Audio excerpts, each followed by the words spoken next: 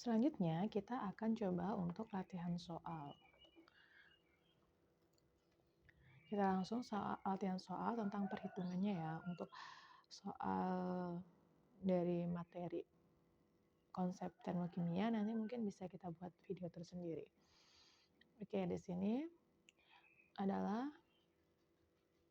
tentang reaksi gitu kan, 100 ml HNO3 2 molar sebanyak 100 ml gitu ya, ditambahkan larutan NaOH 1 molar sebanyak 100 ml menyebabkan kenaikan suhu 6,5 derajat Celcius. Jika dianggap massa jenis larutan sama dengan air dan kalau jenisnya adalah sekian gitu, maka berapa perubahan entalpi netralisasi. Nah, ini salah satu reaksi kimia yang namanya netralisasi reaksi asam basa ya. Jadi kita perlu membuat reaksinya terlebih dahulu. Oke. Di sini ada HNO3. Ini kita perlu perhatikan ya reaksinya. Untuk reaksinya untuk apa? Untuk menentukan berapa jumlah molnya yang bereaksi ya, dan berapa massa airnya gitu. Di situ ada HNO3 plus NaOH menjadi NaNO3 garam plus H2.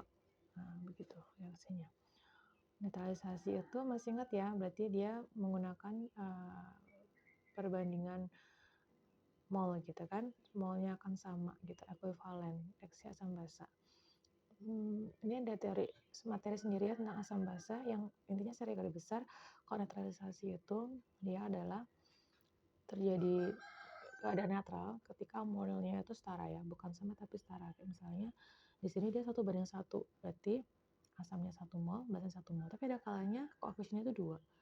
Ini misalnya dia itu asamnya 1, maka basanya 2, dan itu ekuivalen gitu. Dalam hal ini, kebetulan perbandingannya dia 1:1, artinya 1 mol HNO3 itu bereaksi akan netral dengan 1 mol NaOH, karena keduanya adalah sama-sama asam kuat gitu. Untuk lebih detailnya tentang teori asam basa, nanti kita akan bahas pada materi tersendiri gitu ya. Nah, di sini ada HNO3 plus NaOH gitu, 1:1. Reaksi seperti ini, di sini ada 10 mili 2 molar, 10 mili 2 molar. Berarti kalau kita cari molnya gitu ya, maka ini molnya ada molnya HNO3 itu kan adalah dari volume dikalikan dengan molaritas ya. Berarti volumenya itu 100, molaritasnya adalah 2, berarti 200 milimol. Atau kita bilang 0,2 mol. Sedangkan NaOH-nya adalah 0,1 mol. Dari sini berarti reaksinya perbandingannya adalah mula-mula bereaksi dan pada keadaan setimbang. Di sini ada 0,2 mol dengan 0,1 mol. Maka yang bereaksi adalah 0,1 mol dengan 0,1 mol dan menghasilkan 0,1 milimol juga. Sorry ya, ini milimol. Milimol. Nah, ini 1:1 menghasilkan 1. Sehingga di sini NaOH-nya akan habis dan akan bersisa HNO3 sebanyak 0,1 milimol. Dia punya 2 milimol digunakan 0,2 milimol digunakan 0,1 milimol, maka bersisa 0,1 milimol. Ini adalah jumlah mol yang bereaksi sebenarnya 0,1 milimol gitu ya. Nah, dari sini itu nanti kita gunakan untuk apa? Untuk menentukan delta HF ya, delta HN netralisasi. Oke. Nah, di sini tadi ya ada reaksi, kemudian menghasilkan reaksi ya. Di sini kita masukkan tadi NaOH. Di sini ada HNO3. Nah, ternyata menghasilkan perubahan panas gitu kan. Perubahan panasnya adalah T-nya meningkat. Berarti ada delta T di sana. Sebanyak berapa? 6,5 derajat Celcius. Dan si larutan ini dia punya kapasitas kalor. Nah, dia punya kalor jenis ya. Dia punya kapasitas kalor jenisnya, punya kalor jenisnya sebanyak 4,2 Joule gram Kelvin. Nah, ini tadi kan kita mereaksikan sebanyak volumenya itu adalah 200 ml ya. Dari mana 200 ml itu? Dari 100 ml HNO3 dan 100 ml HNO3 dan 100 ml H2O. Maka dia volumenya 200 ml. Jika Rho sama dengan 1, maka masanya sama dengan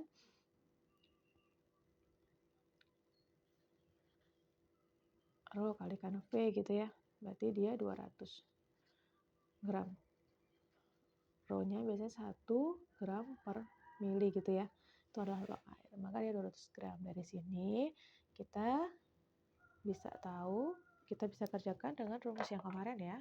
Q adalah Q sama dengan M kalikan C kalikan delta T. Tuh, kita bisa kerjakan dengan rumus itu. Kita masukkan semua datanya. M-nya adalah 200, ini aku tambahin sini ya, 200 gram. Maka kita masukkan 200 dikalikan 4,2 dikalikan dengan 6,5. Oke.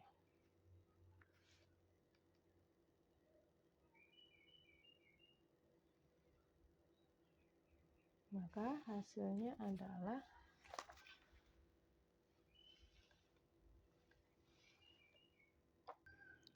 setelah kita kalikan hasilnya adalah 546 Joule. Nah, itu baru Q-nya. Sedangkan kita di sini nyari delta H ya.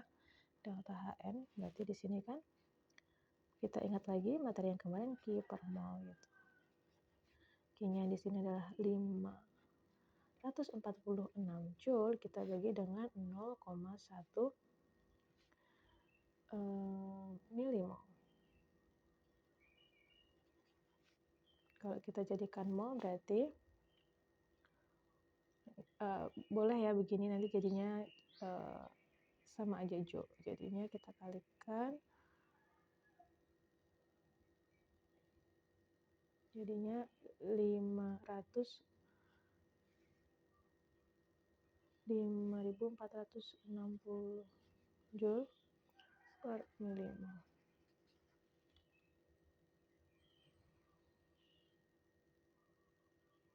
Kalau mau kita jadikan mol berarti lebih kecil lagi ya.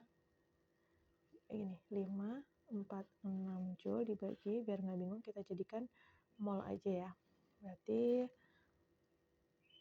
milimol ke mol berarti 10 pangkat minus 1 kita kalikan 10 pangkat minus 3 ya.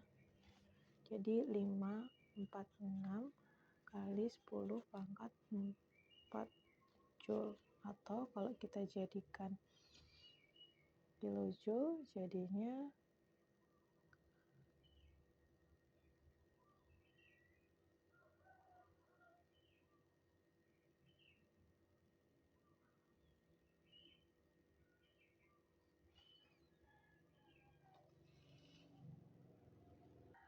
gitu ya. Jadi kita awal ternyata udah pakai mol ya. Ini jadi mol dari awal. Aku koreksi ya. Kita udah pakai mol dari awal dari tadi ya. Oke, berarti ini udah mol. Ini udah mol.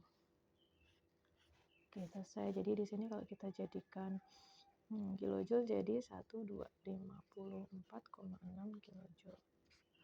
Oke, terima kasih.